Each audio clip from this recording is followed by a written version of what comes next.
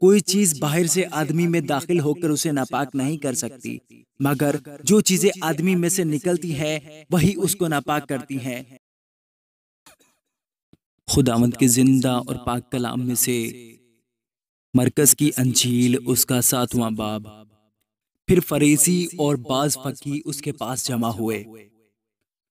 وہ یروشلم سے آئے تھے اور انہوں نے دیکھا کہ اس کے بعض شاگرد ناپاک یعنی بن دھوئے ہاتھوں سے کھانا کھاتے ہیں، کیونکہ فریسی اور سب یہودی بزرگوں کی روایت کے مطابق جب تک اپنے ہاتھ خوب دھو نہ لیں نہیں کھاتے، اور بازار سے آ کر جب تک غسل نہ کر لیں نہیں کھاتے، اور بہت سی اور باتوں کہ جو ان کو پہنچی ہیں پابند ہیں، جیسے پیالوں اور لوٹوں اور تانبے کے برتنوں کو دھونا۔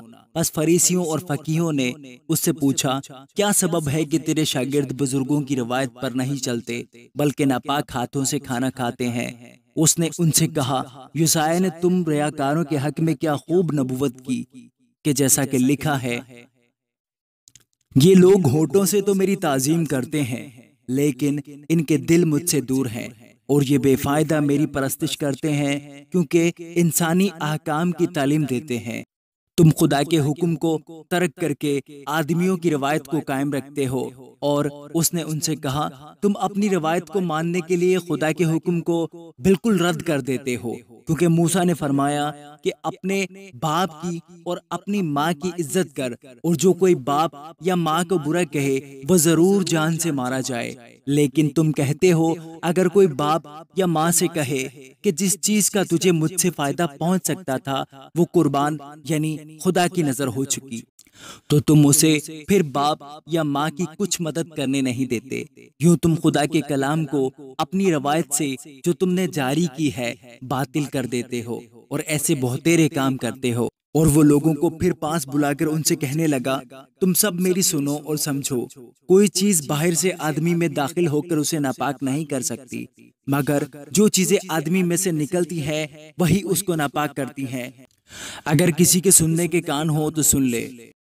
اور جب وہ بھیڑ کے پاس سے گھر میں گیا تو اس کے شاگردوں نے اس سے اس تمثیل کے معنی پوچھے۔ اس نے ان سے کہا، کیا تم بھی ایسے بے سمجھ ہو؟ کیا تم نہیں سمجھتے کہ کوئی چیز جو باہر سے آدمی کے اندر جاتی ہے اسے ناپاک نہیں کر سکتی، اس لیے کہ وہ اس کے دل میں نہیں بلکہ پیٹ میں جاتی ہے اور مزبلہ میں نکل جاتی ہے۔ یہ کہہ کر اس نے تمام کھانے کی چیزوں کو پاک ٹھہرایا۔ پھر اس نے کہا، جو کچھ آدمی میں سے نکلتا ہے وہی اس کو ناپاک کرتا ہے، کیونکہ اندر سے یعنی آدمی کے دل سے برے خیال نکلتے ہیں، حرام کاریاں، چوریاں، خون ریزیاں، زنا کاریاں، لالچ، بدیاں، مکر، شہوت پرستی، بد نظری، بدگوئی، شیخی، بے وقوفی، یہ سب بری باتیں اندر سے نکل کر آدمی کو ناپاک کرتی ہیں۔ پھر وہاں سے اٹھ کر سور اور سیدہ کی سرحدوں میں گیا اور ایک گھر میں داخل ہوا، اور نہ چاہتا تھا کہ کوئی جانے، مگر پوشیدہ نہ رہ سکا، بلکہ فی الفور ایک عورت جس کی چھوٹی بیٹی میں ناپاک روح تھی اس کی خبر سن کر آئی اور اس کے قدموں پر گری۔ یہ عورت یونانی تھی اور قوم کی سوروفنی کی۔ اس نے اس سے درخواست کی کہ بدروح کو اس کی بیٹی میں سے نکالے۔ اس نے اس سے کہا، پہلے لڑکوں کو سیر ہونے دے، کیونکہ لڑکوں کی روٹی لے کر کتوں کو ڈال دینا اچھا نہیں۔ اس نے جواب میں کہا، ہاں خداوند، کتے بھی میز کے تلے لڑکوں کی روٹی کے ٹکڑوں میں سے کھاتے ہیں۔ اس نے اس سے کہا، اس کلام کی خاطر جا، بدروح تیری بیٹی سے نکل گئی ہے۔